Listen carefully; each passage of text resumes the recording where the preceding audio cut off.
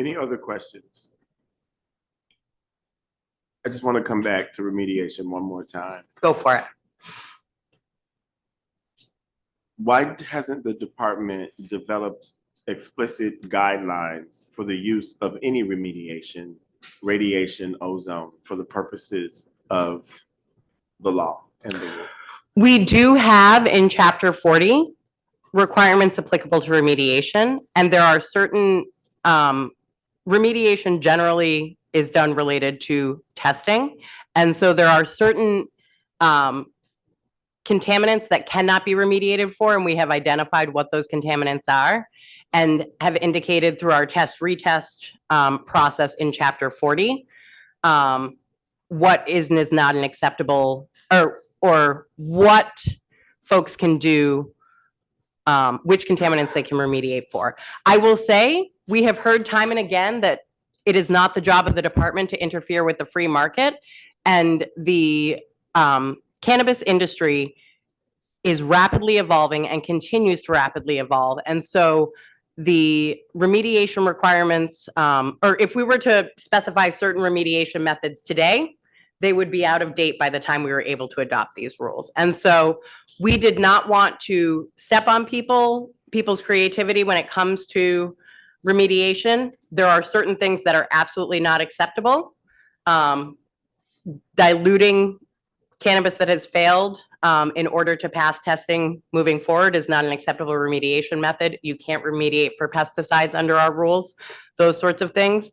But there are a number of different ways that folks in the industry remediate for any variety of reasons. So remediation can also be related to a batch where a cannabis product does not have the universal symbol clear on it. So that would be a batch that would also need to be remediated. It would need to be melted down and reconstituted, and that is also a remediation method. If something is not homogeneous,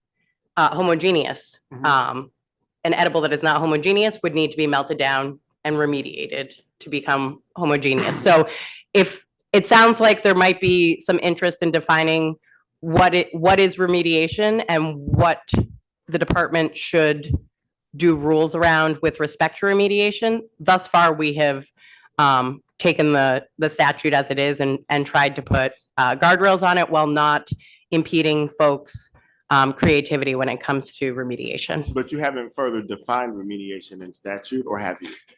Let's go to Chapter 10.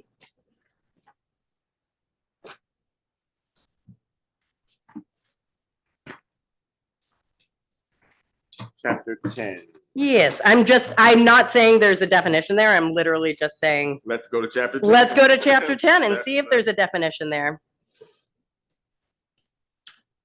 There does not appear to be a definition, at least not in alphabetical order, of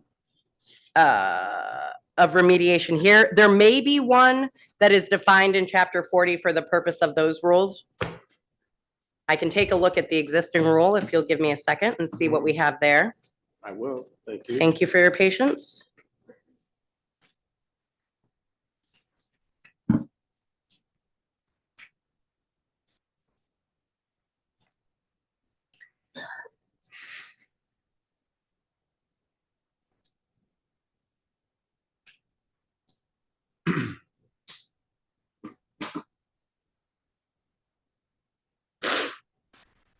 So again, in the existing rules, and then even more so in the in Chapter 40, we do specify several remediation methods that are not acceptable. Like I said earlier, dilution is not acceptable. And then we've determined that metals and pesticides may not be remediated. And I'm not seeing a more detailed definition. That doesn't mean one doesn't exist. It really just means that I can't find it while I'm in the hot seat. It may also be in Chapter 5, which is the certification rule. We can certainly come back to the definition or lack thereof of remediation in the rule. I actually was asking that question, this line of questioning, because in the medical rules that were proposed earlier, you answered a question about why the department added a phrase Mhm. that further defines assist Mhm. when it has been sort of recognized up until this point to mean all sorts of things, Mhm. not just education. Mhm. But in the case of remediation, Mhm. I don't see a further definition of remediation. So that must also be understood by people to mean something. But you did just say you didn't want to interfere with the free market. So it sounded like you're suggesting that how people remediate product is just something you're leaving up to them, and you're going to prohibit certain kinds. Mhm. But we haven't clearly authorized what we can do. And that also seems different from what has been put in the medical rules. And so it sounds like this is more of a, I'm going to let the purveyors in the market figure this out and not step on their toes. Isn't that what you just testified to regarding remediation?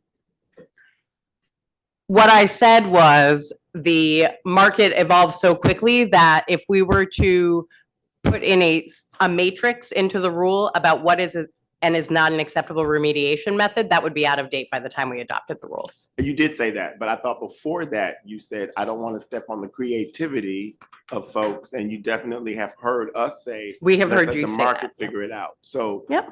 do you not want to make it clear in the adult use industry what remediation is actually authorized versus what is prohibited? I think we would be happy to be directed to do that rulemaking. Any other questions for Ms. Pierce? Seeing none, thank you. Thank you. We'll now take